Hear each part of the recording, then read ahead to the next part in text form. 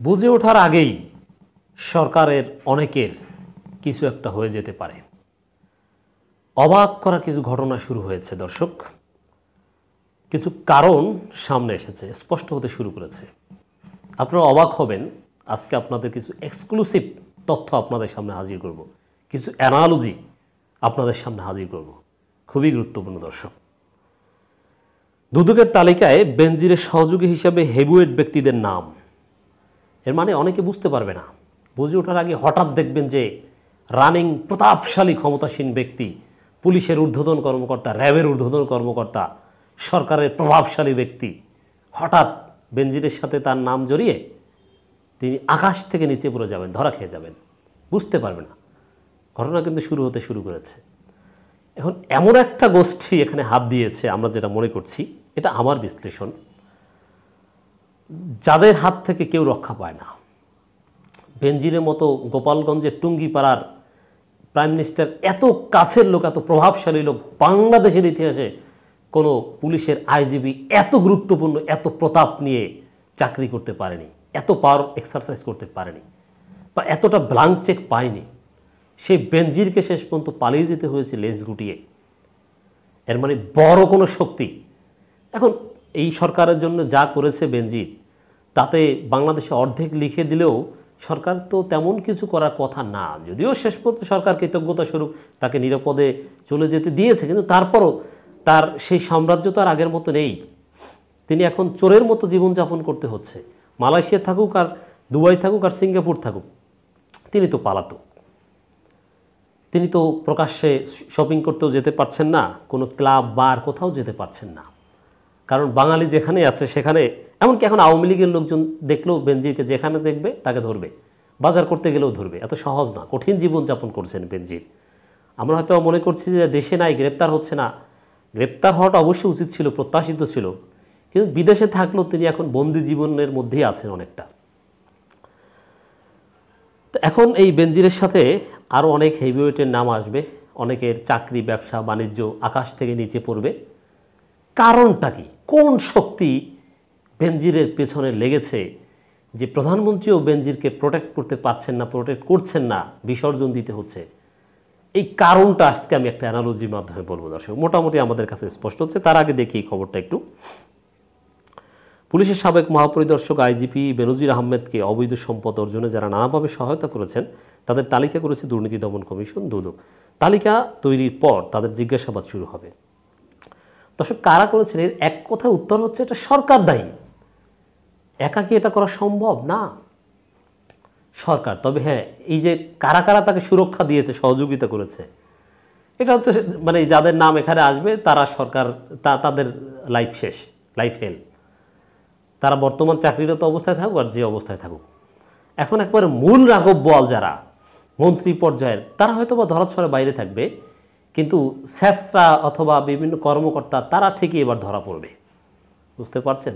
এতে সরকারের আরও 12টা বাজবে। কারণ বিভিন্ন এই স্যাসরা কর্মকর্তা অথবা এই যেটাকে বলে পাতি নেতা বা এই টাইপের যারা লাঠিয়াল সরকারের, এরা অনেকে হয়তোবা এইসব কার্যক্রম ছেড়ে নিরাপদে চলে যাবে। যেটা এইসব সরকারের কথা শুনে লাভ নেই, দিন শেষে আমাদেরকেই ধরবে, আমাদের চাকরি চলে যাবে, অমুক্ত। পুলিশের বিভিন্ন কর্মকর্তা অনেকে ধরা পড়া শুরু করেছেন, অনেকে খুঁজছে।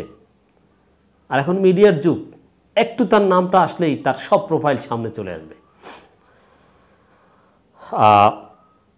সাবেক আইজিপি বেনজিরের দুর্নীতির অভিযোগ অনুসন্ধানের পরিচালনাকারী দুদক এটা বলছে। জানা গেছে ঢাকা মহানগর পুলিশ কমিশনার, র্যাব মহাপরিচালক ও পুলিশ প্রধান থাকাকালে বেনজিরকে সহায়তাকারী নানাভাবে সুবিধা নিয়েছেন। তাদের মধ্যে পুলিশের কর্মকর্তার সংখ্যাই বেশি। এর মানে পুলিশের অনেকে বিপদে পড়তে যাচ্ছেন, বুঝতে পারবে না, চাকরি করছেন, হঠাৎ দেখবেন যে আপনার 12টা বেজে গেছে। বুঝে ওঠার আগেই অনেকের 12টা বাজবে আর কি, এটাই বলছি। তাদের মধ্যে পুলিশের কর্মকর্তারাই সংখ্যায় বেশি। এছাড়া আছেন রাজনীতিবিদ, ব্যবসায়ী ও কথিত বিভিন্ন পেশার লোকজন। যেসব পুলিশ কর্মকর্তার নাম আছে তারা বর্তমান পুলিশের বিভিন্ন ইউনিটে কর্মরত আছেন। কেউ জেলার পুলিশ সুপার হিসেবেও দায়িত্ব পালন করছেন। বুঝতে পারছেন? বিভিন্ন পুলিশ সুপারেরও চাকরি জীবনের বা তার সাম্রাজ্যের একটা পতনের ঘণ্টা বাজছে। আছেন পুলিশ সদর দপ্তরও দপ্তরের অনেকে ঢাকা, গোপালগঞ্জ, মাদারীপুর, গাজীপুরে জমি দখলের সঙ্গে তারা সম্পৃক্ত বলে জানা গেছে। অনেক সব বের হবে, কারণ এই পুলিশকে ব্যবহার করা ছাড়া, রাষ্ট্র ক্ষমতা ব্যবহার করা ছাড়া বেনজির ওইভাবে দুর্নীতি করতে পারতেন না। পত্রিকায় বেনজিরের অবৈধ সম্পদ অর্জনের বিষয়ে প্রতিবেদন প্রকাশের পর গত 28 তারিখ দুদক 3 সদস্যের একটি কমিটি গঠন করে অনুসন্ধান শুরু করে। দুদকের এক ঊর্ধ্বতন কর্মকর্তা নাম প্রকাশ না করার অনুরোধ জানিয়ে বলেন, বেনজিরের দুর্নীতির অনেকে সহযোগিতা করেছেন, কারণ এটা এতটা করা সম্ভব ছিল না। বেশিরভাগ সহযোগী পুলিশ সদস্য। জনগণ এতে খুশি যে পুলিশ সদস্যরা ধরা পড়লে, তাদের দুর্নীতি ধরা পড়লে। এই কর্মকর্তা বলেন, গাজীপুরে ভাওয়াল রিসোর্টের মতো কিছু সম্পত্তিতে বেনজিরের সঙ্গে আছেন কয়েকজন পুলিশ কর্মকর্তার অংশীদারিত্ব আছে। আগামী 6 জুন বেনজিরকে এবং 9 জন তার পরিবারের সদস্য দুদক জিজ্ঞাসাবাদ করছে। যাই হোক, 6 জুন 9 জুন অনেক কিছু বের হবে যে আসলে তারা কোথায় বা কী আছেন। দুদক চেয়ারম্যান মোহাম্মদ মঈনুদ্দিন আবদুল্লাহ বলেন, আমাদের তদন্ত দল সম্পূর্ণ স্বাধীন, যেভাবে তারা ভালো মনে করে তদন্ত করবে। বেনজিরকে সহায়তা মদত দেওয়ার পেছনে যাদের নাম আসবে তাদেরকে জিজ্ঞাসাবাদ করা হবে। বেনজিরের সহযোগী তৈমুরের সম্পদের খোঁজে দুদক। এর মানে সরকারের অনেকেই একটা কঠিন পরিস্থিতিতে পড়তে যাচ্ছে। হঠাৎ অনেক নতুন নতুন ডেভেলপমেন্ট আমরা দেখতে যাচ্ছি হয়তোবা। তাই বেনজির অনেক সহযোগী, সরকারের অনেক প্রতাপশালী ব্যক্তির এই 12টা কেন বাজছে, তারা কেন জয় বাংলা হয়ে যাচ্ছেন? এর কারণটা আমি যেটা বুঝতে পারছি, একটা খবর আপনারা দেখেছেন কিনা গণমাধ্যমে, যে হিন্দুদের সম্পত্তি দখল করেছে জোর করে সম্পত্তি বিক্রি করতে বাধ্য করেছেন। অনেকের বায়না দেওয়ার সাথে সাথে দখল করে ফেলেছেন। এর মানে হিন্দুদের সম্পত্তি রাষ্ট্র ক্ষমতা ব্যবহার করে, পুলিশের ক্ষমতা ব্যবহার করে, মামলার ভয় দেখিয়ে বিভিন্নভাবে গোপালগঞ্জের হিন্দুদের সম্পত্তি বেনজির দখল করেছেন। আপনাদেরকে একটু স্মরণ করিয়ে দিই, ভারত একসময় বলেছিল যে হিন্দুদের উপর আক্রমণ হলে ভারত বসে থাকবে না।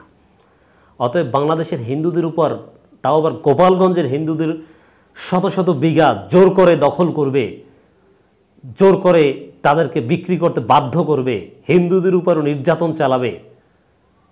সে যত বড়ই পাওয়ারফুল ব্যক্তি হোক না কেন, ভারত চুপ করে এটা সহ্য করবে না। আমরা আপনাদেরকে অনেকবার বলেছি যে বেনজির কেন বিপদে পড়ল। নিঃসন্দেহে বেনজির কোনো রেড লাইন ক্রস করেছেন। তা বেনজির হিন্দুদের সম্পত্তি দখল করে ভারতের রেড লাইন ক্রস করেছেন। এজন্য ভারত মূলত বেনজিরকে ধরেছে, আর ভারত যাকে ধরে সে বাঁচতে পারে না, তাকে দুনিয়া থেকে শেষ করে দেয়। ভারত জামাতকে ধরেছে, জামাতের সমস্ত নেতাদেরকে দুনিয়া থেকে সরিয়ে দিয়েছে, গুরুত্বপূর্ণ নেতাদেরকে। সব ভারতের পরিকল্পনা হয়েছে। আমার মনে হয় ভারত বেনজিরের বিরুদ্ধে খেপেছে, যার ফলে সরকার তাকে বিসর্জন দিতে বাধ্য হয়েছে। হিন্দুদের সাথে রেড লাইন ক্রস করার কারণে ভারত ক্ষিপ্ত হয়েছে। এখন বেনজির কি জানতেন না যে এটা করা ঠিক হবে না? জানতেন, কিন্তু তিনি এতটাই বেপরোয়া হয়ে গিয়েছিলেন। এখানে সাইকোলজিক্যাল থিওরি আনতে হবে। ক্রিমিনোলজিতে সাইকোলজি ইজ ভেরি ইম্পর্টেন্ট।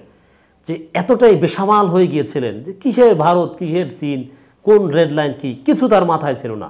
অনেক রিস্কির যেরকম একেবারে বেপরোয়া হয়ে যায়, র্যাকলেস হয়ে যায়, তাই বেনজির সেরকম র্যাকলেস হয়ে গিয়েছিলেন, যার ফলে ভারতের রেড লাইনও তার মাথার মধ্যে ছিল না। কিসের হিন্দু কি, ইচ্ছা মতো সব কিছু করেছেন। তো এখন মজা বুঝতেছেন। তো একটা জটিল, একটা অবাক করা অ্যানালজি আশা করি আপনাদেরকে শোনাতে পেরেছে যে ভারত মনে হয় ক্ষিপ্ত হয়েছে, আর তার ফলেই বেনজির জয় বাংলা হয়েছে।